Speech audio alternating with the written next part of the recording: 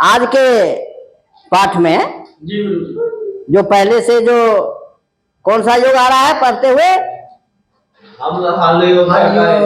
वो हल योग हो गया।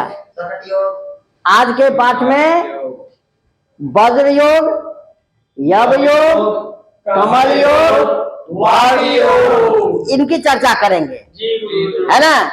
अब थोड़े से योग रह गया, उसके बाद फिर राजयोग, है ना, गज केसरी आदि योग की चर्चा फिर करेंगे, हैं, ठीक है ना। फिर अरिष्ट भंग योग करके हमारा सिलेबस पूर्ण हो जाएगा और कुछ रह जाएगा तो फिर दोबारा उसको देख लेंगे। तो देखिए, अब वज्र योग ये कुंडली बना लिया है ना। इसमें हमने मेष लग्न का दिया है ना। मेष लग्न है, लग्न कुछ भी बन सकता है। तो यहाँ मेष लग्न है ना। अब देखिए, लग्न स्मर स्थान गते ही शुभाख्य,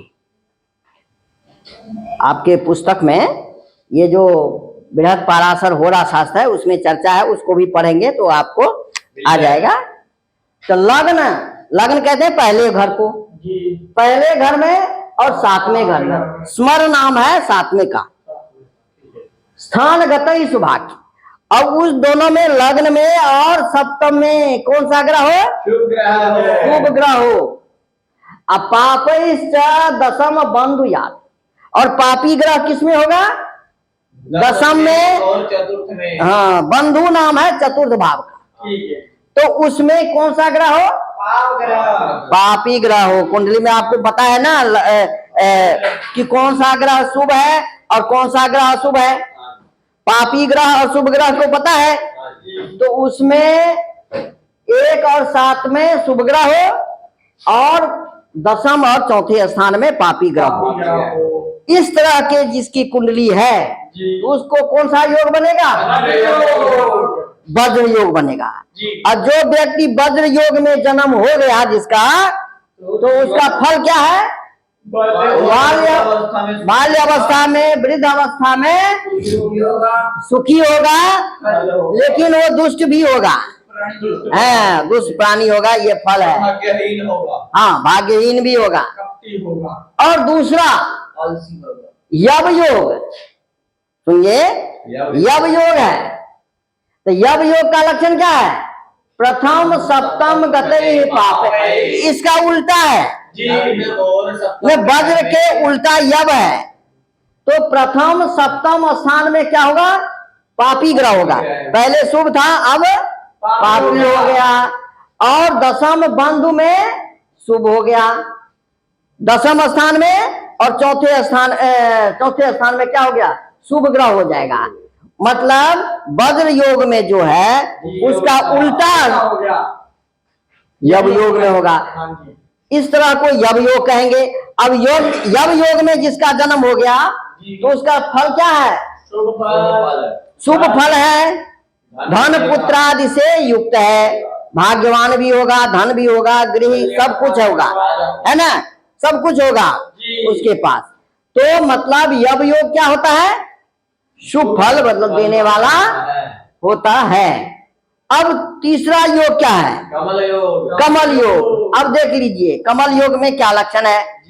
केंद्रेषु शुभ पाप ग्रह, माने केंद्र में 1, 4, 7, 10 में शुभ और पाप, माने शुभ ग्रह भी और पाप ग्रह भी, मिश्रित ग्रह दोनों मिला के यदि है तो कमल योग होता है। केंद्र की बात करता हूं, 1, 4, 7, 10 की बात करता हूं। सभी ग्रह केंद्र में 1, 4, 7, 10 में सभी शुभ और पाप मिश्रित रहेगा तो कौन सा योग होगा? कमल योग में। और कमल योग में यदि जन्म हो गया किसी का तो उसका फल क्या है?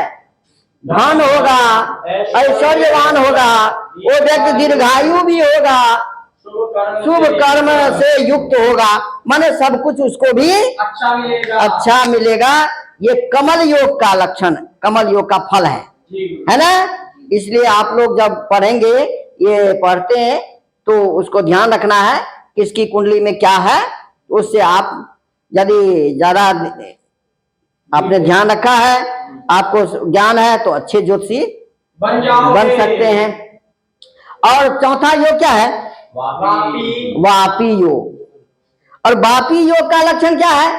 सर्वे ग्रहा यदि पनफरेषु स्युः तर्हि वापी योगः।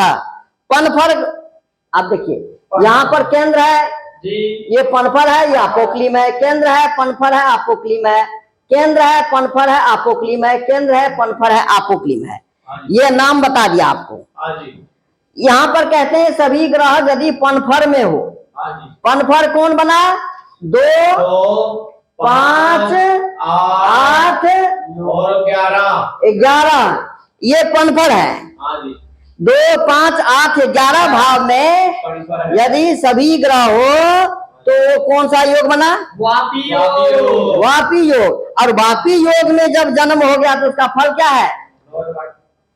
धन धान से युक्त शुभ कर्म करने वाला होगा, है ना, सबका प्रिय होगा, पुत्र सब राजा होगा।